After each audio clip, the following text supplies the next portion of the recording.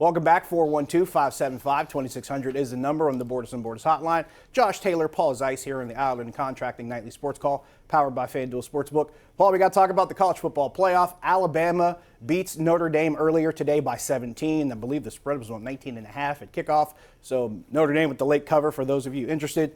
But honestly, probably no surprise there. But let's shift over to the other game here. Ohio State with a 35-21 lead in the third quarter over Clemson, a game that a lot of people, I think, probably favor Clemson to win, and a lot of people, including myself, claim that Ohio State did not deserve to be in the college football playoff. What are your takeaways from both that first game and then the game going on right now?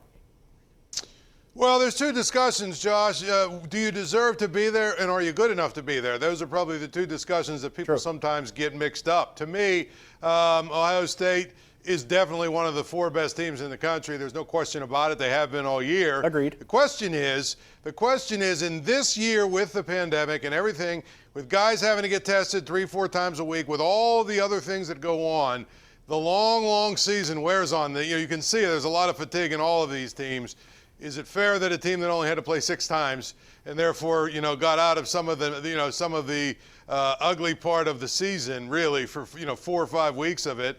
To me, I don't know. I think that there's a cumulative effect of being tested, 3 times a week and all the other stuff you got to do to get ready to play these games, and the mental fatigue it's taken on these guys. That's why I kind of felt like maybe they should have given somebody else a chance to play other than Ohio State, just because I feel like Ohio State played a really incomplete season. And that, again, I never ever once thought that they weren't one of the 4 best teams. I never did. I've always thought they were one of basically 2A or 2B, just like, Clemson and Ohio State. I thought if they played 10 times, it'd probably come out, 5-5 or 6-4. So it's not about how good Ohio State is. It's, do you really think that it's fair in a lot of ways that a team got out of 4 or 5 weeks of protocols and is playing against teams that have had to do it, all season long? That's the question. Now, to your point, you and I talked about this probably a month or so ago, and you talked about how you felt Indiana was actually a good team in the Big Ten that had really kind of risen maybe towards the top of that conference. Have you seen what they're doing going into their bowl game? They're removing the Big Ten patches from the uniforms. They're protesting the thought that Ohio State got sent and not them. What were your thoughts about that move by Indiana? Well, I think their main complaint was that they weren't put into the New Year's Six. Right. Forget about being in the playoffs. I mean, where are they going, to the Citrus Bowl or something, right? And they felt like they should have been the team that got a chance to go play, in one of the bigger bowls. And so, look, this year is so crazy and everything is so screwed up. I'm kind of amused at how many different ways we've seen teams and players protest this year. We'll talk a little bit more college football in just a moment. Let's get to the phone lines. We got Joe in Greensburg. Joe, you're on the Nightly Sports Call.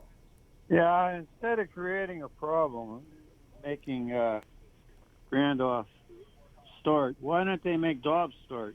He's just as good as what he is. They got rid of him. I don't know why they did that. The guy can run. He knows the playbook. He can throw the ball, too. Paul, your thoughts on that one? Well, one, I would disagree. I don't think he's as good as Rudolph, or I don't know. But put it this way. I don't know that I'm pretty sure Josh Dobbs is not an NFL starting quarterback. I have to see more from Rudolph to decide whether he is or he isn't. And the Steelers are thinking the same thing. They drafted the guy in the 3rd round. They look at what he can do. He throws the ball pretty well down the field. He's actually a pretty good passer. The question is, can he take all of that talent and translate into playing on a Sunday afternoon when all the darts are flying all around him and the game is going at 100 miles an hour? That's where we have to see, can he handle that? I mean, physically he can handle it all, but can he handle the mental part of the game? And if there's a crucible to thrust him into to find that out, this is probably as good as it gets given the history between him and these two teams. Let's go to Joe in Latrobe. Joe, you're on the Nightly Sports Call. Hi, Josh and Paul. Happy New Year. Happy New Year, Joe. Couple questions. The Penguins, are there any surprise people that'll make the roster for the team? And who will play first base for the Pirates besides Colin Moran? I'll hang up and listen to your response. I don't think there is a besides. I think it's Colin Moran. Paul. I don't know about you. I think it's Colin Moran. I think that's part of why they decided to trade Josh Bell. And I don't know about you, Paul, but when I heard the question posed to Ben Cherington about what they might do if the universal DH was not kept around for this upcoming season, Ben Cherington said, we'll have to find something out and figure out how these guys are going to work and play together. In the back of my mind, I'm going, Josh Bell's days are numbered playing first base for this team. It couldn't have resounded any louder to me. As far as the Penguins question, I don't think there'll be any surprises. I think Kasperi Kapanen being stuck in Finland might switch up things a little bit until he gets stateside. But other than that, maybe no big surprises for the Penguins. Paul?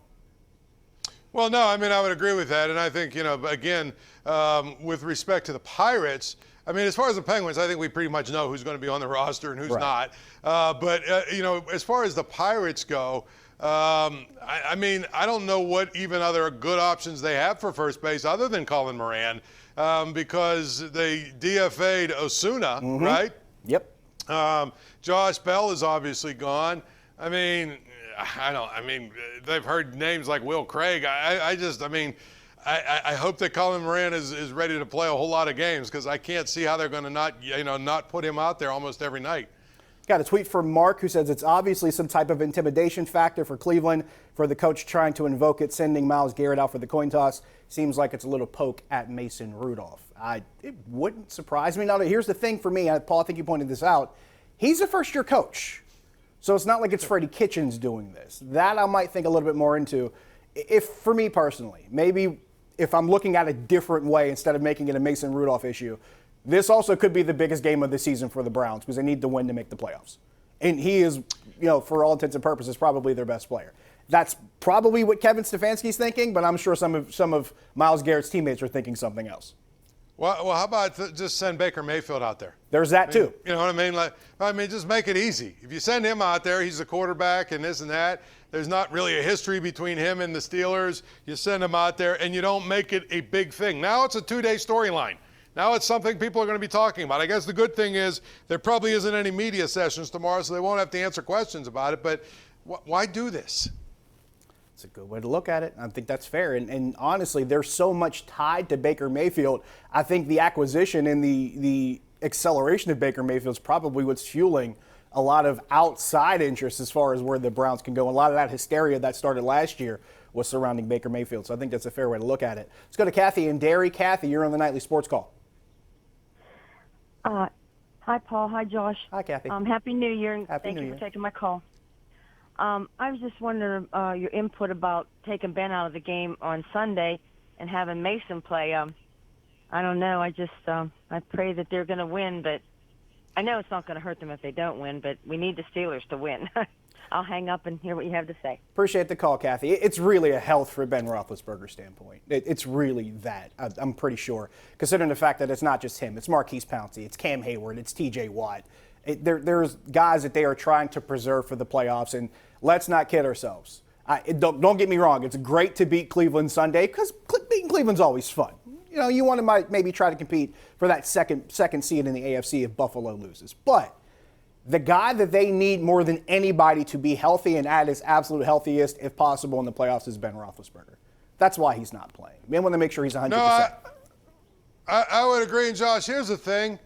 I wanted them to beat Cincinnati so we could see Mason Rudolph play 2 games because he is that important to what the future is of this quarterback position. And you got to get a real extended look at him because if he proves that he can't play on Sunday, they've got some real work to do in the offseason to shore up whatever is behind Ben Roethlisberger, assuming he wants to come back and play another year or 2. So this is a huge game for Mason Rudolph, but it's a huge game for the Steelers' future as well. So, I want to see Mason Rudolph, and I want to see them let him run the offense. I think that's fair because they do have decisions to make, considering the fact Ben Roethlisberger's due $41 million next year. That's the last year of his contract. They have to decide what they're going to do, maybe even past this season, much less past next season. Want to talk a little bit more college football here during our Tri-State Office Furniture Tweet of the Night. It comes from college football analyst and former college football great Matt Leinart. It says Cincinnati has been a top team all season. Their performance today proves again why expansion needs to happen. Now, the issue with this tweet, Paul, look at the timestamp. That game was not necessarily over when that tweet was sent out.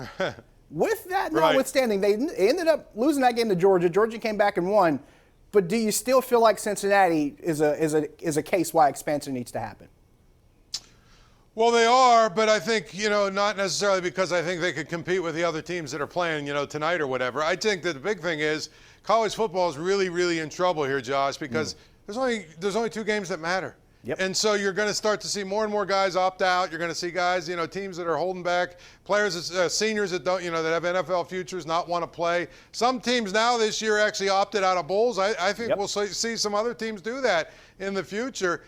You've got to find a way to make the postseason more relevant, and the way you do it is by making more teams in the playoffs and making more bowl games relevant. If you don't do that, then you're really, really hurting your product. I think fans have been frustrated with players opting out, but I think the reason why they're doing it now makes a lot of sense. We saw De'Aaron King, Miami's quarterback, tear his ACL in the bowl game. They said he could be back for fall camp, but that's something that sticks out. But you're right, having whole teams pull out of bowls is starting to send that message a little bit louder. Got to take another break. We'll be back in a couple moments. Stick around.